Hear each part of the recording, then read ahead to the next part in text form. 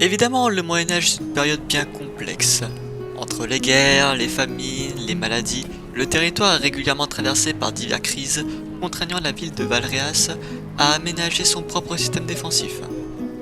Si aujourd'hui, il n'en reste malheureusement que cette tour, avec ses machicoulis et ses meurtrières encore visibles, il fut un temps où les défenses étaient établies sur 3 niveaux.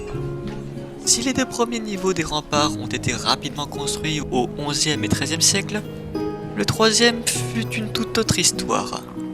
En effet, c'est au milieu du XIVe siècle qu'éclata la guerre de 100 ans, et le territoire régulièrement pillé par des troupes de mercenaires.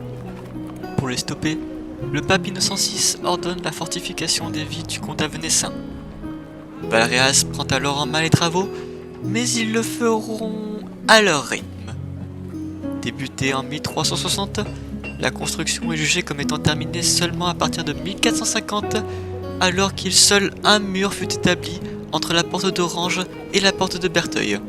Durant le temps de paix qui précède la guerre, les travaux sont laissés à l'abandon, mais l'arrivée des guerres de religion opposant catholiques et protestants de 1562 à 1598 va obliger à nouveau Valréas à préparer ses défenses, car la menace des troupes protestantes devient forte.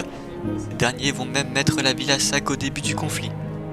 L'ironie de l'histoire veut que ce dernier rempart ne soit définitivement terminé qu'au XVIIe siècle, donc une fois la paix rétablie. Au final, il aura fallu près de 3 siècles pour construire une muraille qui sera jugée obsolète une fois terminée.